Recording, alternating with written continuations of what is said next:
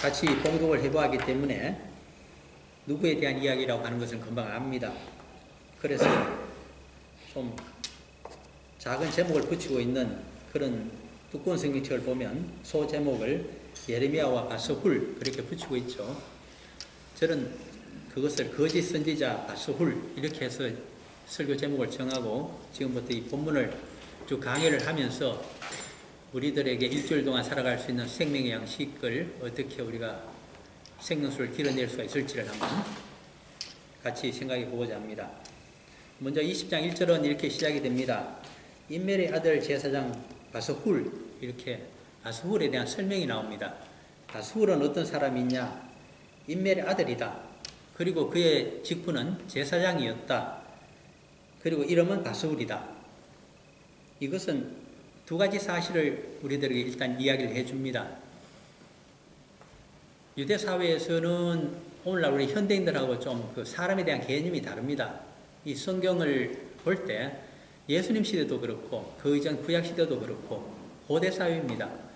고대 사회는 한 개인이라고 하는 그 개념이 없습니다. 개인이 없이 그러면 어떤 사람을 만나게 되면 어떻게 인사를 해야 되느냐, 그 사람을 어떻게 우리가 개인적으로 인식을 해야 되느냐 하면 그 사람에게 그 사람이 상징하고 대표하고 있는 것들이 있습니다. 그것을 알아야 됩니다. 첫 번째, 그 사람의 집안이 그 사람과 함께하고 있습니다. 두 번째, 그 사람의 고향이 그 사람과 또 함께하고 있습니다. 세 번째는 그 사람의 재산이 그와 함께하고 있습니다. 네 번째는 그 사람의 신분이, 관직이 그와 함께하고 있습니다.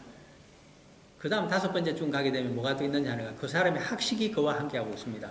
그 어떤 것도 뗄래야 뗄 수가 없는 것이 고대 사회의 인간에 대한 개념입니다. 그래서 내가 가다가 A씨를 만났다고 하면 A씨를 통해서 무엇을 만나고 있는가 하는 것이 고대 사람들의 인식입니다. 그것을 생각하게 되면 여기 이제 간단하게 바스훌로 되어 있습니다만은 그래서 그런 의미에서 소개를 합니다. 그의 아버지 가문이 누구냐? 임멜의 아들이다. 임멜의 가문이다.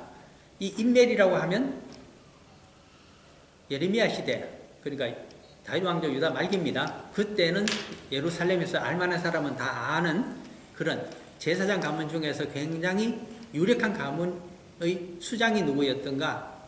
그 가문의 족장 이름이 임멜입니다. 그 집안 사람이다. 그런데 바스훌은 또 나이가 이미 30이 지났다고 하는 것을 또 보여줍니다. 왜 그러냐니까 제사장 바스훌로 되기 때문입니다. 무슨 말인가 하면 그 자신이 누구의 가문의 사람이면서 어떤 유력한 자의 아들이면서 동시에 자신도 엄청난 신분을 갖고 있다는 뜻을 묘사하고 있는데, 이 제사장이라고 하는 것이 민수기에 의해서 민수기 3장 4장에 가게 되면 30세 이상이 되어야 제사장으로 직분을 수행할 수 있기 때문에 30세 이상이다 하는 것을 함축하고 있는 말입니다. 그런 의미에서 공적인 생애, 많은 사람에게 영향을 미치는 여호와 일꾼이 되자면 고대 사회에서 30세 이상이 되어야 되기 때문에 그것이 그들의 관념입니다. 통념이죠. 그래서 누가복음 1장에도 가게 되면 세례 요한이 30세, 예수님도 공생애가 30세쯤 되었다 하는 것을 기록하고 있는 이유가 그 구약과 맥을 같이 하고 있는 이야기입니다. 우리 유교사회, 한국 고대인들의 그 옛날 사람들의 그 사고를 지배했던 유교에서도 30이 되어야 비로소 한 사람의 자기 사상을 가지고 남과 대화하고 이야기를 할 수 있고 학식을 펼 수 있는 나이가 된다. 그래서 30에 입학으로 되어 있습니까? 그렇게 또 20이면 약관의 나이라 이렇게 해서 또 얘기들 합니다. 아직 하나의 학자로는 어린 나이가 20, 그리고 30이 되면 이제는 뚜렷한 주관을 가지게 된다. 한 사람의 몫을 국가적으로도 사회적으로도 이제 가져야 된다. 그것이 이제 30의 의미입니다. 참고로 바스훌이라고 이름이 또 나타나기 때문에 한번 21장으로 가셔서 바로 다음 장입니다. 1절을 한번 보시기를 바랍니다. 이왕 보시려면 또 다른 바스훌이 나타나기 때문에 예레미야서를 보실 때 또 다른 구약을 보실 때 바스훌이라는 이름이 에스라 느헤미야에도 나타나고 유명합니다. 그러므로 자꾸 나타나는데 동일인이 아님을 좀 짐작을 하셔야 되겠습니다. 21장 1절 같이 읽어볼까요? 여호와께로부터 예레미야에게 말씀이 임하니라. 시드기야 왕이 말기야의 아들 바스훌과 제사장 마세아의 아들 스바냐를 에레미야에게 보내니라. 아멘. 여기에 나타나는 바스훌은 아버지가 말기야입니다. 말기야 가문의 사람이란 뜻이죠. 그리고 이 바스훌은 30세가 되었을까요? 여기 바스훌은 안 되었을까요? 네, 안 되었다고 하는 것을 알 수가 있습니다. 왜? 본인의 직책이 직분이 안 나타나기 때문에. 제사장 바스훌이 아니죠. 그러므로 아직 30이 안 되었구나. 성년임에는 틀림없지만 그러나 사회적으로 하나의 큰 역할을 할 수 있는 나이는 되지 않았다. 약관의 나이였다. 이렇게 보아집니다. 그래서 두 사람은 다릅니다. 그 다음에 이 바스훌에 대한 설명이 좀 더 붙습니다. 그거는 굉장한 신분을 갖고 있기 때문입니다. 그것이 무엇일까요? 여호와의 성전의 총감독이라 대단한 말이 나타납니다. 예루살렘 여호와 성전이 예루살렘 성전이겠죠. 거기에 총감독이라. 이것이 무슨 말일까? 예루살렘 성전의 총감독이 대제사장을 의미하고 있을까요? 한번 제가 여쭤봅니다. 대제사장하고 예레미야 성전의 총감독하고 동일 인물일까요? 다른 인물일까요? 다르겠죠. 예. 굉장히 감이 빠르시죠? 예, 다를 겁니다. 그러면 왜 다른지를 설명을 해야 됩니다. 우리는 그냥 다르다고 해서 반드시 그 논쟁이 돼야 되고 입증이 돼야 되겠죠. 그래서 가봅니다. 어디로 가면 될까요? 역사서를 봐야 되겠죠.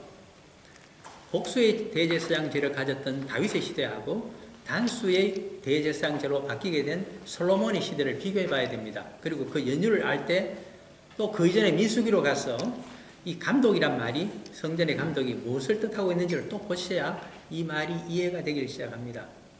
그러므로 성경은 그냥 감성적으로 그냥 사람이 그냥 사정에 비추어서 그대로 현대적으로 해석을 해버리게 되면 잘 하는 것 같지만 우리의 마음을 씩 움직이는 것 같지만 그러나 사실 그 깊이를 모릅니다.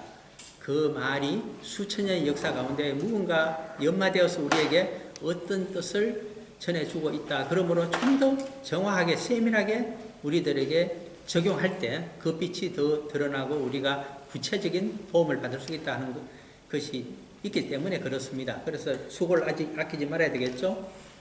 민수기로 한번 가볼까요? 4장으로 한번 가보시겠습니다. 모세오경 중에 레위기 다음에 민수기가 있겠죠. 그래서 네 번째 책입니다. 거기 가셔서 4장으로 한번 가보시면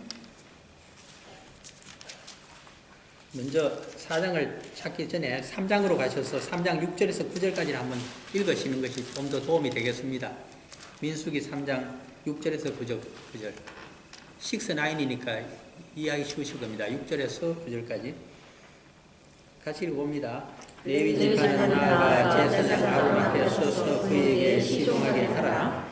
그들의 회막 앞에서 아론의 직무와 온 지종의 직무를 위하여 회막에서 시무하되 곧 회막의 모든 기구를 맡아 지키며 이스라엘 자손의 직무를 위하여 성막에서 시무할지니 너는 레위인을 아론과 그의 아들들에게 맡기라. 그들은 이스라엘 자손 중에서 아론에게 온전히 맡겨진 자들이리라. 아멘. 아론과 그의 아들들은 아론은 대제사장이고 그의 아들들은 제사장들인데 30세가 지나게 되면 아들이 4명이 있었습니다.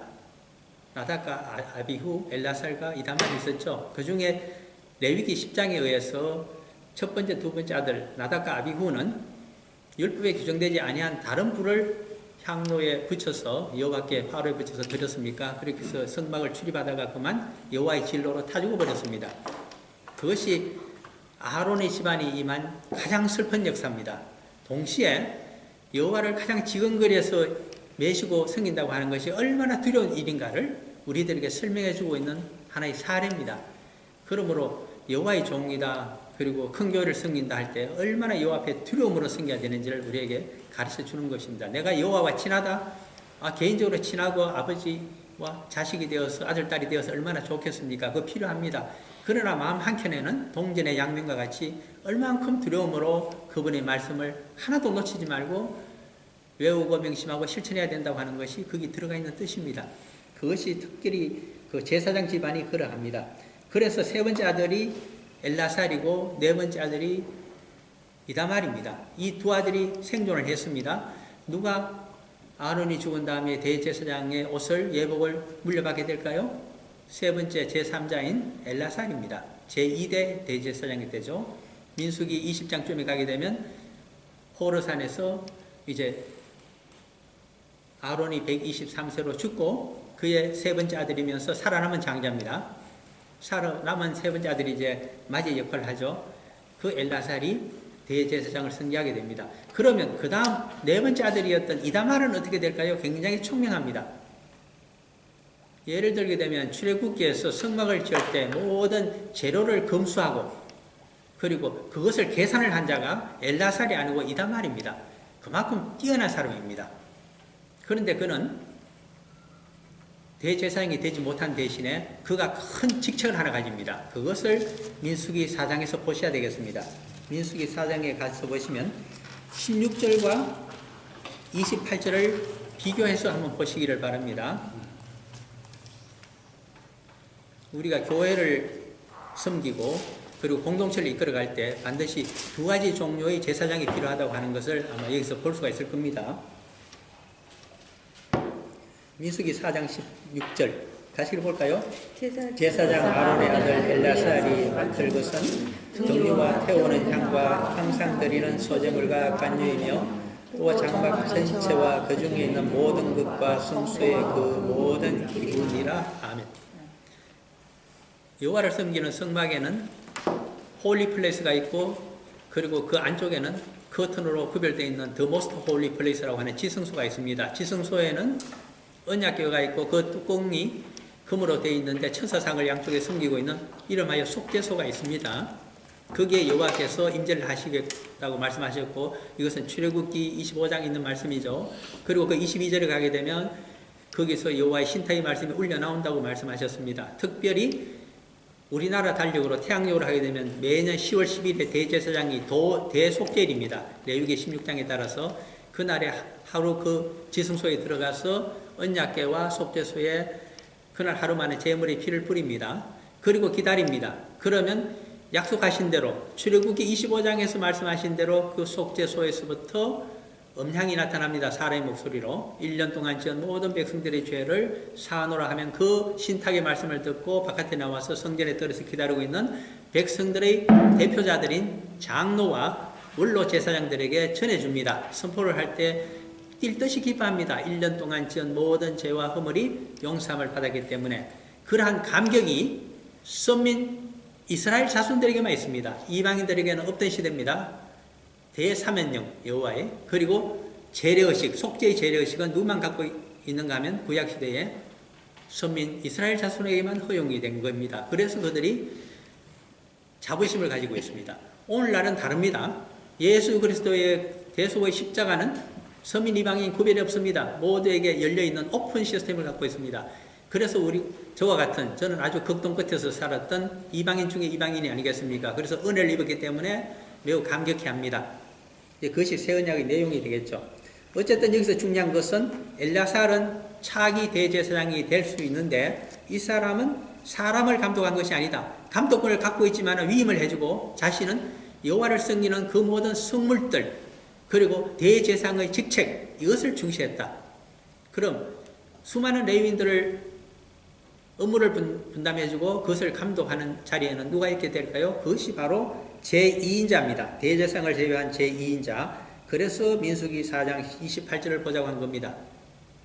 같이 읽어봅니다. 게르손 자손의 종족들이 회막에서 할 일은 이러하며 그들의 직무는 제사장 아론의 아들 이다말이 감독할지니라. 이제 감독이란 말이 나타납니다. 모두를 감독하기 때문에 모든 레위인들의 직무를 감독하기 때문에 총감독입니다. 그런데 예전에는 예를 들면 다윗 시대에는 대제사장이 두 사람이기 때문에 한 사람이 엘야살이 일을 맡고 또 한 사람이 이다말이 일을 맡으면 되었을 것입니다. 그것이 사무엘 하에서 볼 수 있는 다윗 시대의 대제사장 두 사람입니다. 복수. 한 사람은 아달이고 또 한 사람은 사독이었습니다. 그런데 열왕기 상으로 넘어오게 되면서 아도니아의 반역 사건이 나타납니다. 다윗이 나이가 많아서 다윗은 30세의 왕이 되었고 이제 70세가 되었습니다. 40년간 통치하고 나서 그는 침상에서 누워 있습니다. 운신을 못하고. 그때 아도니아라고 하는 왕자가 지방에서 세력을 규합했습니다. 가장 먼저 가서 그의 참모 역할을 한 사람이 누구냐니까 대제사장 두 사람 중에 한 사람이었던 아비아달이었습니다. 두 번째는 또 군부를 좌지우지하는 군부의 실력자 요압이 가서 붙었습니다. 그래서 두 사람이 앞장을 서니까 많은 백성들이 뒤를 따랐고 귀족들이 뒤를 따랐습니다. 예루살렘을 향해서 행진을 시작합니다. 그 급보를 병상에 있던 다윗이 들었습니다. 나라가 큰일 날 판입니다. 왜? 아도니아가 그렇게 믿음직한 왕자가 아니었기 때문입니다. 똑똑한지는 몰라도 탐욕스러운 왕자였습니다. 그 성품을 알고 있는 다윗이 이스라엘 제국을 그에게 넘겨줄 수가 없습니다. 그래서 남아있는 한 사람의 대제사장을 불렀습니다. 그가 사독입니다. 그리고 자신을 경호하고 있던 경호실장쯤에 해당되는 브니야를 불렀습니다. 무장입니다. 이 두 사람을 불러서 신신당부를 합니다. 솔로몬을 내가 나의 후계자 왕으로 세울 것이니 이들을 좀 지지 세력을 모아서 아도니아의 반역을 꺾어달라고 하는 겁니다. 그래서 대제사장이 분열이 됩니다. 한 사람은 아도니아를, 또 한 사람은 솔로몬을. 누가 이겼을까요? 민심이 다윗이 후계자로 삼았던 솔로몬에게 쏠리게 됩니다. 그래서 반란은 무위로 끝나고 말았습니다. 이제 처벌이 남게 됩니다. 아비아달 대제사장을 죽였을까요? 아닙니다. 10여 년 동안 다윗이 사울 왕에게 쫓겼을 때에 그를 따라다니면서 모든 제사장의 일을 다 처리한 자가 바로 이 공이 많은 아비아달이기 때문입니다. 공신입니다. 그러므로 그를 고향으로 조용히 돌려보냈습니다. 그 대신에 군부의 실력자이던 요압만은 참사를 했습니다. 그래서 솔로몬의 시대가 열리게 됩니다. 솔로몬의 시대가 언제부터 전개될까요? 주전 970년경입니다. 한 4년 정도가 지나게 되면 주전 966년에 솔로몬에 의해서 예루살렘 성전이 건축되기를 시작합니다. 그것이 열왕기상 6장 1절에 나타나 있는 15월의 이야기들입니다. 그것이 연대계산의 구약 연대계산의 가장 기준점이 된다는 것을 여러 번 말씀드려서 여러분들은 이미 알고 계실 겁니다. 이제 아론의 집안에서 대제사장이 나타나던 시대에서 중시조가 나타납니다. 사독입니다. 사독의 집안에서 대제사장이 나타나는 시대로 바뀌게 됩니다. 이것이 솔로몬 왕 때부터 시작된 단수 대제사장의 역사입니다. 이 역사가 주전 142년경에 가면 예루살렘 땅에서 엄청난 갈등을 가지고 옵니다. 왜 그럴까요? 주전 167년경에 시리아 왕이 가나안 땅을 지배하고 있었습니다. 그때 그는 서쪽에서 동쪽으로 밀고 오는 로마의 세력을 견제하기 위해서 헬라 세계의 대통합을 부르짖었습니다. 그때 시리아 왕이 안티오쿠스 에피파네스라고 하는 사람을 우리가 알고 있습니다. 그런데 가장 위협이 되는 존재가 있습니다. 그것은 여호와 유일신을 섬기고 있는 유대인들이기 때문입니다. 헬라의 제우스 신을 섬기지 않기 때문입니다. 그래서 그가 쳐들어와서 어떻게 합니까? 돼지를 잡아서 예루살렘 성전에서 제사를 드립니다. 누구에게? 제우스 신에게. 그리고 그 돼지고기를 먹지 아니하는 제사장은 참살을 하겠다고 얘기했습니다. 그런 비극적인 사건이 주전 167년에 발생합니다. 유대교를 말살시키기 위해서 헬라의 제우스 신에게 복속시키기 위해서 대동단결을 위해서 어쩔 수 없이 했던 정치적인 사건입니다. 그런데 이것을 반대하고 나타난 집안이 마카비 가문이었습니다. 그는 아론의 후손이기는 하지만 사독의 후손이 아니었습니다. 어떻게 보면 그렇게 별로 이름이 없는 전망의 집안입니다. 고향이 하스몬이라는 것도 먼 지역에 떨어져 있었습니다. 그런데 그는 굉장히 열렬한 사람이었을 뿐 아니라 거의 광신에 가까운 사람이었습니다. 그래서 그 막강한 시리아 헬라 세계에 대해서 도전장을 내고 독립전쟁을 시작한 자가 마카비였는데 그가 믿었던 것은 여호와 하나님과 또 하나 믿는 것이 있었습니다. 그의 용맹한 5 아들입니다. 그런데 20년 동안 전쟁을 치다가 바로 그 다음 해에 마카비가 나이가 많아서 죽고 이 5 아들 가운데 20년 동안에 한 아들 장자만이 살아남고 나머지는 병으로 죽거나 전부 전사를 했습니다. 그래서 주전 142년이 되면 첫 번째 아들 시몬이 혼자 살아남았기 때문에 주전 142년에 하스모니안 왕조가 탄생을 하게 되고 어느 정도 시리아 세력에 물러간 다음에 예루살렘에서 새로운 왕조를 창시했습니다. 그것이 하스모니안 왕가입니다.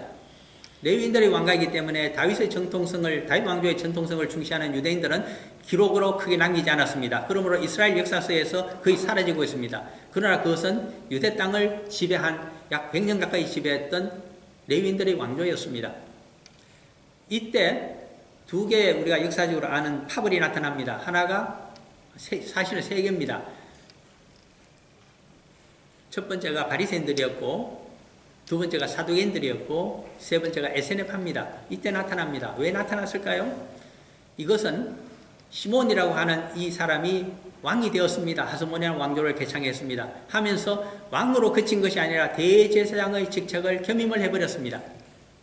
그래서 사도의 후손이 아닌데 어떻게 대제사장이 되느냐고 전통을 어겼다고 하면서 들고 일어난 자가 사도의 후예들입니다. 사도의 혈손들이거나 아니면 사도의 자손들만이 대제사장이 될 수 있다고 지지했던 자들입니다. 마치 오늘 회교도에 있어서 그것은 순위파와 같습니다. 순위파가 그렇습니다. 제자들에 의해서 정통성이 가기 때문입니다. 또 하나가 더 있죠. 사실은 혈통에 의해서 간다. 그러면 그것은 다른 파가 되죠. 그러므로 순위파가 아니라 그 다른 파에 해당될 겁니다. 혈통을 중시했습니다. 그래서 그들을 이름하여 사두개파라고 부릅니다. 왜? 사도의 후예가 아니면 대제사장이 되지를 못한다. 혈통적인 의미가 강합니다. 그것이 사두개인들입니다. 자신들의 고집대로 유대교를 운영하기 위해서 외세와도 결탁을 했습니다. 이것이 또 사두개인들의 현실적인 정책이었습니다. 그러므로 명함이 엇갈리고 있습니다만 이것을 보고 사두개인들도 틀렸다. 그리고 하스모니안 왕가도 틀렸다. 우리들은 가서 백성들에게 이 율법을 정확하게 가르침으로 해서 유대교를 부흥시켜야 되겠다. 이렇게 생각하고 사제지간에 대를 이어가면서 성경 공부를 시작한 파벌이 있었습니다. 그것이 바로 주전 140년경에 나타났던 바리새파입니다. 140년이 아니라 또 30년 해서 170년의 세월이 지났을 때에 바로 바리새인들이 백성들에게 종교교육을, 유대교 율법교육을 시키고 있는 그 땅에 나타나신 분이 예수 그리스도이셨습니다. 또 한 파벌이 나타났습니다. 바리새인들처럼 백성들을 교육시키는 것도 싫다. 우리는 그런 교정도 원치 않는다. 그러므로 나 자신 금욕과 고행을 통해서 여호와 하나님께 가장 가까이 나가서 진리를 깨닫고 이 말씀을 깨달음으로 해서 나는 영생을 얻겠다고 주장하고 나간 파벌이 하나 있었습니다. 그것이 에세네파였습니다. 고행주의자, 금욕주의자, 아세틱 라이프를 강조했습니다. 오늘 얘기를 하다 보니까 거기까지 역사가 흘러갔습니다. 그것이 성전의 총감독이라 하는 말에 들어있는 의미입니다. 역사적인 맥락이 그렇게 와닿게 됩니다. 그러므로 대제사장은 아닌 바로 성전의 제2인자면서 모든 레위인들을 수하로 부리고 있는 사령관과 같은 자, 막강한 권력자입니다. 그가 바로 당대의 선지자 예레미야 당시에는 바스훌이었다. 이 사람과 대적을 하게 된다. 왜 대적을 할까요? 그것은 20장 1절 끝에 있습니다. 그가 예레미야의 이 일 예언함을 들은지라. 예레미야가 도대체 무엇이라고 예루살렘 성전에 떨어서 백성들에게 외치기 때문에 20장 2절이 나타날까요? 그 말을 예레미야의 예언을 들었던 바스훌이 선지자 예레미야를 때리고, 먼저 때리기 전에 자신의 수하인 레위인들을 명령하여 선지자 예레미야를 체포하라고 했습니다. 불법적으로 체포를 하고, 두 번째는 태형을 가했습니다. 때렸습니다. 구타를 했습니다. 세 번째는 여호와의 성전에 있는 베냐민 문 위층에 목에 씌우는 나무 고랑으로 채워두었더니 처벌을 했습니다. 이제 그 의미를 조금 생각을 해봐야만 되겠습니다. 예레미야가 성전에 들어와서 무엇이라고 예언했는가 하는 것은 바로 위에 있습니다. 본문 앞에 있는 19장 14절과 15절을 같이 읽어보면 정확하게 알 수가 있습니다. 같이 읽어봅니다. 예레미야가 여호와께서 자기를 보내사 예언하게 하신 도벳에서 돌아와 여호와의 집 들에 서서 모든 백성에게 말하되 만군의 여호와 이스라엘의 하나님께서 이와 같이 말씀하시되 보라 내가 이 성읍에 대하여 선언한 모든 재앙을 이 성읍과 그 모든 촌락에 내리니 이는 그들의 목을 곱게 하여 내 말을 듣지 아니함이라 하시니라. 아멘. 여호와 신앙을 버리고 여호와의 말씀을 듣지 않고 선민 유대인들이 제멋대로 세상적인 탐욕과 정욕을 쫓으면서 우상을 섬기며 세속적인 자신들의 복을 추구하려고 합니다. 그 때문에 무지한 자의 피가 흐르기를 시작합니다. 그러므로 여호와께서 분노하시고 진노하셔서 마지막 남은 서민의 나라 다윗 왕조 유다 왕국을 신바벨론을 불러서 멸망시키기로 결정을 해버리셨습니다. 이와 같은 대재난을 예언으로 예루살렘 성전에 들어가서 성전에 들에 모여있는 백성들의 종교적인 지도자들에게 외친 자가 바로 용감하게도 예레미야입니다. 이것을 보고서 성전의 제2인자였던 권력자였던 이 제사장 바수울이 자신의 수하인 레위인들을 불러서 저놈의 입을 틀어막으라, 입에 재갈을 물려라고 하면서 그를 체포하고 말을 할 수 없도록 구타를 하고, 그리고 밤새도록 베냐민 성전의 뜰 끝에는, 북쪽 끝에는 베냐민의 문이 있는데 그 위층에 2층으로 되어 있습니다. 거기에 형틀이 준비되어 있었습니다. 목에 씌우는 나무 고랑 이렇게 되어 있는데, 춘향전을 참조하면 이것은 큰 칼에 해당됩니다. 춘향이가 변사또의 말을 듣지 않다가 큰 칼을 목에 차고 감옥에 들어가지 않습니까? 이 당시에 성전에 있어서는 안 되는 물건이 형구가 이렇게 비치가 되어 있었습니다. 그것도 많은 사람의 밑에서 쳐다볼 수 있도록 바로 2층 난간에 설치되어 있는 큰 칼입니다. 이것을 목에 채우는 차코라고도 얘기할 수 있고, 혹은 개구라고도, 징계하는 기구라고 해서 개구라고도 부르고 있습니다. 그것을 올려다보는 사람들은 얼마나 예레미야의 수치스럽고 비참한 모습을 보고서 즐기고 희롱하고 모욕을 주었을까요? 밤새도록 그런 일이 발생을 하게 됩니다. 특별히 베냐민 문 위층이라고 이야기하는 것은 베냐민 족속의 땅이 예루살렘 북쪽일까요? 남쪽일까요? 예, 북쪽입니다. 그러므로 이것은 예루살렘 성전 북쪽에 있는 성전의 뜰의 끝에 있는 여러 방들 가운데 하나가 2층에 있는 그 형틀, 고문하는 방이 있고, 거기에 이 큰 칼이 있는데 거기에 예레미야의 목을 그냥 끼워서 채워서 꼼짝할 수 없도록 하고, 그것을 난간으로 데리고 와서 모든 백성들이 형벌을 받고 있는 예레미야를 바라보면서 손가락질을 하고 욕을 하도록 만들었더라. 이것이 바스훌이 엄청난 모욕을 하나님의 선지자인 예레미야에게 가했다는 것을 보여주고 있습니다. 권력을 가진 자가 하나님의 여호와의 말씀을 예언을 대언하고 있는 선지자를, 여호와의 사자를 잡아서 때리고 욕을 보이고 입에 재갈을 물리고 이렇게 목에 큰 칼을 휘어서 방치했다고 하는 것은 용서할 수 없는 죄입니다. 이것을 지금 얘기를 하고자 하는 것입니다. 그러면 바수울은 왜 이렇게 했을까요? 그것이 오늘 6절을 보시면 내용이 나타나고 있습니다. 예레미야 20장 6절에서 그 연유를 알아봅니다. 같이 읽어봅니다. 바수울아, 너와 내 집에 사는 모든 사람이 포로되어 옮겨지리니 너가 바벨론에 이르러 거기서 죽어 거기 묻힐 것이라. 너와 너의 거짓 예언을 들은 내 모든 친구도 그와 같으리라 하셨느니라. 너와 너의 거짓 예언을 들은, 바수울이 어떤 거짓 예언을 당대에 했을까요?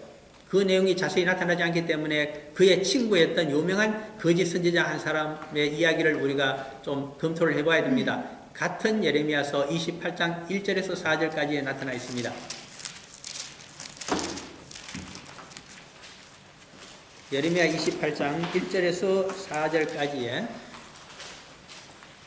성전의 제2인자였던 바수울, 그는 제사장에 머물지 아니하고 거짓 선지자의 역할도 했습니다. 권력자의 비율을 맞추기 위해서 이렇게 한 것입니다.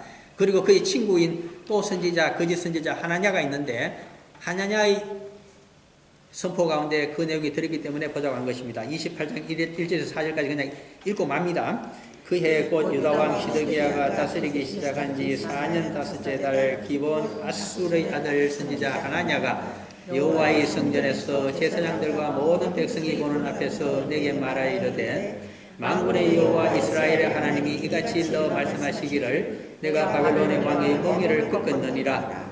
내가 바벨론의 왕 느부갓네살이 이곳에서 빼앗아 바벨론으로 옮겨간 여호와의 성전 모든 기구를 2년 안에 다시 이곳으로 되돌려오리라. 내가 또 유다의 왕 여호야김의 아들 여고니아와 바벨론으로 간 유다 모든 포로를 다시 이곳으로 돌아오게 하리니, 이는 내가 바벨론의 왕의 멍에를 꺾을 것이니라. 여호와의 말씀이니라 하시냐. 한마디로 메소포타미아의 패권국이며 이방 강대국 가운데 가장 강대한 신바벨론 느부갓네살 황제와 전쟁을 다윗 왕조의 유다 왕 히스기야가 전쟁을 치른다고 하더라도 승리를 한다는 것입니다.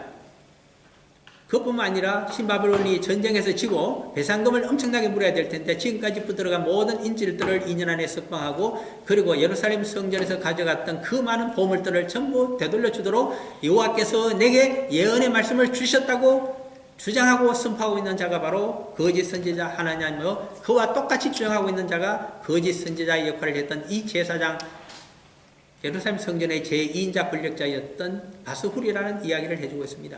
그런데 하나 중요하게 보셔야 됩니다. 예레미야서 20장 6절에 가게 되면 이런 말이 나오지 않았습니까? 너와 너의 거짓 예언을 들은 내 모든 친구도 그와 같으리라 하셨느니라. 그와 같다는 것은 포로되어 바벨론으로 끌려가겠고 거기서 죽어 이방 땅에서 묻힐 것이라. 이 비참한 운명, 조국이 망하고 만국의 백성으로 전쟁포로가 되어서 이방 땅에 끌려가서 거기서 비참한 생활을 하다가 고국으로 돌아오지 못하고 거기서 묻히게 되는 이 비참한 운명을 당하게 되는 자를 여호와 하나님께서는 두 가지 용어로 사용하여 분리를 했습니다. 첫째, 거짓 예언을 한 자, 그러한 운명에 처해집니다. 또 하나 있습니다. 그 거짓 예언을 듣고 그것을 추종하면서 예레미야를, 하나님의 사람을 오욕하고 비방했던 자 역시 똑같은 운명에 처해진다는 것을 이야기합니다. 그러므로 예레미야서 21장, 22장으로 가게 되면 그런 이야기를 합니다. 마치 신명기 30장에 있는 모세 이야기와 똑같은 이야기를 예레미야가 하고 있습니다. 여호와께서는 너희 앞에 생명의 길과 사망의 길을 동시에 가지고 오신다. 둘 가운데 어느 것을 선택하면서 신앙생활을 할 것인가는 너가 결정해야 된다. 거기에 따라서 하나는 축복의 예언이 임하느냐, 하나는 저주의 예언이 너희 집안에 임하느냐가 결정이 된다고 하는 것이 선지자 예레미야가 우리들에게 선포하고 있는 중요한 여호와의 말씀입니다. 우리 인생은 그래서 함부로 살 수 있는 것이 아닙니다. 그런 거짓 예언을 저 사람이 했습니다. 나는 그저 들은 데 불과합니다. 천만의 말씀입니다. 그것을 듣고 부안해동하게 되면 너도 똑같은 공동 정범이 되고 만다는 것을 누가 정범입니까? 누가 종범입니까? 여호와 하나님께서는 그것을 묻지 않습니다. 추종하거나 똑같이 따라간 자는 전부 똑같이 처벌한다는 것이 공의의 법칙입니다. 그래서 두려운 것입니다. 왜 성경 말씀을 이렇게 깊이 들여다봐야 보고 늘 여호와 하나님 앞에 가서 그 뜻을 물어야만 될까요? 공동 정범이 되지 않기 위해서입니다. 저 큰 교회에서 세습하고 있는 잘못한 사람이 이 교회를 잘못 이끌고 있지 않습니까? 그렇게 항변해봐야 소용이 없습니다. 너는 어떻게 했느냐? 그것을 묻고 있습니다. 너는 누구의 편을 들었느냐? 예레미야가 마치 예수 그리스도처럼 지금 잡혀서 채찍 구타를 당하고 십자가를 지고 형장으로 끌려가고 있다. 너는 그에게 손가락 기를 하고 비방을 했느냐? 안 그러면 그 앞에서 회개를 했느냐? 우리들에게 묻고 있는 말씀입니다. 그래서 누구의 친구로 살아간다고 하는 것은 굉장히 중요한 이야기입니다. 그것이 6절에서 강조되어야 될 사항입니다. 그 다음에 3절이 사실은 오늘 하나의 중요한 포인트는 또 거기 있습니다. 다음날 바스훌이 예레미야를 목에 씌우는 나무 고랑에서 풀어주매 예레미야가 그에게 이르되 여호와께서 너의 이름을 바스훌이라 아니하시고 마골 미사빔이라 하시느니라. 새로운 이름을 주고 있다는 뜻입니다. 여호와께서 바스훌의 이름은 이제 던져버리고 앞으로 너를 나는 마골 미사빔이라고 부르면서 마골 미사빔이라는 이름의 뜻에 알맞는 인생으로 너를 인도해버리겠다. 그 말씀을 하고 계십니다. 그러면 두 가지 이름자의 뜻을 이제부터 좀 생각을 해봐야 됩니다. 바스훌이라고 하는 것은 성경에서 훌이라고 하는 이름은 많이 나타납니다. 출애굽기에 보게 되면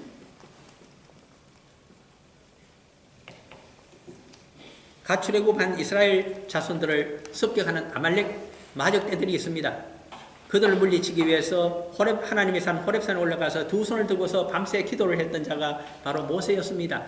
자신의 시종인 예레미야 아닙니다. 여호수아는 아무런 군사훈련도 받지 못한 이스라엘 자손들 장정들을 이끌고 가서 바로 아말렉 족속과 전쟁을 치라고 했습니다. 물론 희생자는 어느 쪽에서 늘어났겠습니까?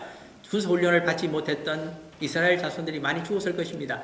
그러나 그가 호렙산에 올라가서 두 양팔을 들자 국면은 전환되었습니다. 이스라엘이 그 얼토당토 아니한 어중이 떠중이 부대가 오히려 승리를 하고 있는 것을 우리들에게 보여줍니다. 그러므로 출애굽기 제17장에서는 여호와 니시에 대한 설명을 합니다. 여호와가 승리의 깃발이 되신다. 군사력과 정신전력에 의해서 전쟁은 승패는 결정되지 않는다. 여호와를 믿는 백성들에게 있어서는 여호와 얼마나 의지하느냐에 따라서 성패가 결정이 되어진다는 것을 우리들에게 가르쳐주고 있는 것이 출애굽기 17장의 내용이었습니다.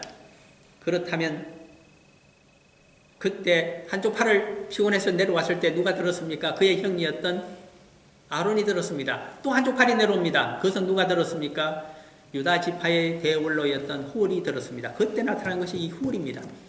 그래서 훌의 이름자를 많이 쓰고 있습니다. 그런데 특별히 바스훌이라고 하는 이름을 쓰고 있습니다.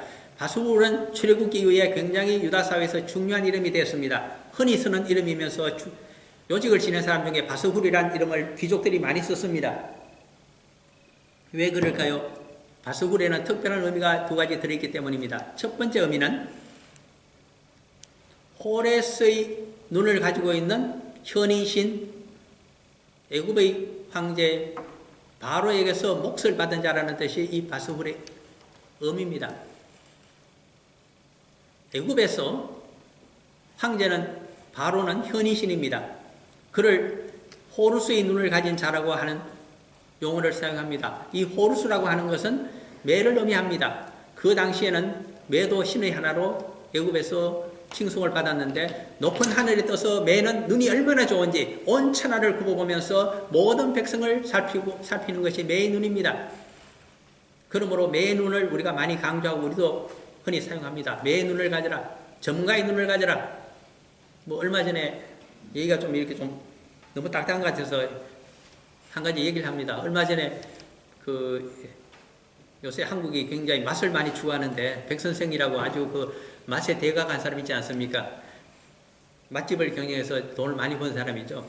그 사람이 대전에 가서 골목 이쪽 있는데 식당가에 가서 이제 지도를 하는 것을 초보자들에게 이제 요리사들에게 지도를 해주는 장면이 나오는데 말을 한마디 잘못했다가 아차 하면서 수정하는 것을 봤습니다. 바로 자신의 이 매의 눈으로 보니까 어떻더라 하는 말 하다가 너무했다 싶어서 이게 매의 눈은 전문가의 눈을 이야기합니다라고 언뜻 수정을 좀 했습니다. 그때 사용하는 것이 우리도 모르게 사용하는 매의 눈입니다. 사실 애굽에서는 이렇게 바로의 눈을 그릴 때 굉장히 무섭게 그립니다. 그리고 점을 찍어줍니다. 그것이 매의 눈, 호루스의 눈입니다. 신으로 숭상하는 그 매를 상징하고 아마 시력으로 하면 2.0이 훨씬 넘게 될 겁니다. 그것을 의미합니다. 어쨌든 간에 신으로부터 왕으로부터 시급을 받고 분깃을 받고 봉토를 받아서 편히 지내고 있는 귀중한 신하를 의미할 때 바스훌이라고 부릅니다. 두 번째 의미는 그래서 엄청난 땅을 기업으로 받고 가문의 평화를 누리고 있다고 하는 의미가 이 바스훌에 들어있습니다. 그러므로 귀족의 이름으로는 이보다 더 좋은 이름이 있을 수가 없습니다. 그래서 너도 바스훌, 나도 바스훌, 나도 아들 나오면 앞으로 이 봉토를 잊어버리지 말고 귀족으로 잘 살아라 하는 의미에서 바스훌로 불러줍니다. 얼마나 좋은 이름입니까? 그런데 이 좋은 이름을 이제는 없애버린다는 겁니다. 무엇으로 없애버릴까요? 창세기에 보게 되면 여호와께서 새 이름을 지어주는 것은 대부분이 다 좋은 경우입니다. 아브라함의 이름을 아브라함으로, 열국의 아비로, 사라의 이름을 사라로, 창세기 17장 있지 않습니까? 열국의 의미가 된다. 왕들이 너의 허리에서 나오겠고 너의 자궁에서 나올 것이다. 참 좋은 이야기입니다.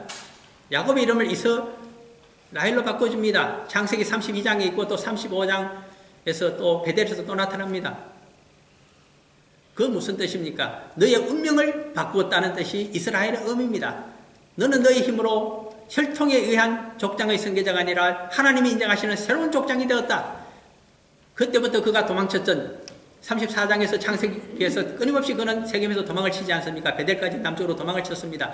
그러나 창세기 48장 끝절인 22절에 가게 되면 그는 그의 아들인 요셉의 두 아들에게 장차 이스라엘 땅에 들어가게 되면 내가 옛날 지배했던 내 손으로 빼앗은 세겜을 땅을 내가 너에게 들판과 더불어 준다고 하는 아주 우렁찬 대족장의 목소리가 나타나고 있습니다.